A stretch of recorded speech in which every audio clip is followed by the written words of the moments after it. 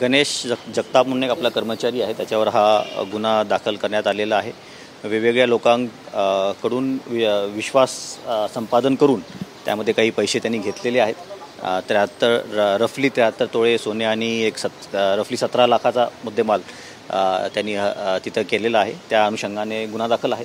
Preliminary information आहे ही, अजून तपासांमध्येच या काही पुढच्या गोष्टी निष्पन्न होतील।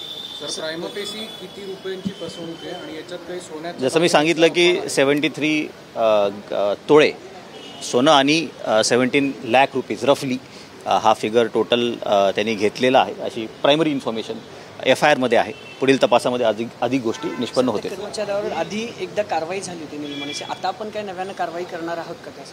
त्याचं जेवढं मला माहिती आहे की ऑलरेडी त्याला सस्पेन्शन केलेलं आहे। ॲडमिनिस्ट्रेटिव्ह ॲक्शन त्याच्यावर एक्झॅक्टली काय घेतली आहे ते मला माहीत नाही, कारण is doesn't come under administratively under me per se, पण त्याच्यावर ॲडमिनिस्ट्रेटिव्ह ॲक्शन घेतलेली आहे। पुढील ही तपासामध्ये अनेक गोष्टी निष्पन्न होतील। नाही, आय हॅव टू लुक की काय एक्झॅक्टली DEची प्रोसेस चालू आहे, पण त्यामध्ये जी कडक कारवाई जर का तो दोषी आढळून आला त्याच्यावर जी कडक कारवाई करू शकतो ते आपण करू।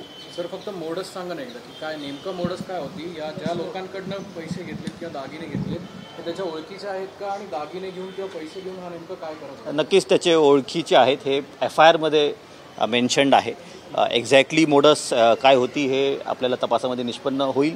काय त्यानं ऑफर केलं होतं, काही एखादी गोष्ट तो म्हणला होता की मी हे करून देतो, अशा काही गोष्टी असतील त्या तपासामध्ये निष्पन्न होतील। दुसरं येरवड्याचं लहान मुलाचं एक घेऊन नेलं होतं, ते काय केस आता त्यामध्ये आई वडिलांनीच बेसिकली त्या लहान मुलाला विकलं होतं, आणि ते ज्यावेळेस त्यांची डील एजंटमार्फत झाली आणि ती फेल गेली त्यावेळेस गोष्टी निष्पन्न झाल्या। त्यामध्ये मग मुलाला आपण जो लहान बाळ आहे त्याला आपण रिकवर केलेला आहे, त्याला CWC मध्ये प्रोड्यूस करून त्याला शिशुगृहामध्ये आपण पाठवलेलं आहे। त्यामध्ये टोटल 6 आरोपी आहेत, सर्व अटक आहे। नाही, ती टोळी जी आहे ज्यांना विकण्याचा प्रयत्न झाला ती प्रोफेशनल आहे, तशी तपास चालू आहे त्याच्यामध्ये, इट्स अंडर इन्व्हेस्टिगेशन।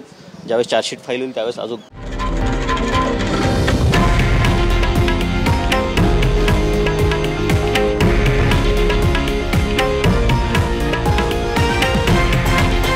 हे आहे देशातील नंबर 1 न्यूज नेटवर्क आणि आपण पाहत आहात TV9 मराठी, एकमेव।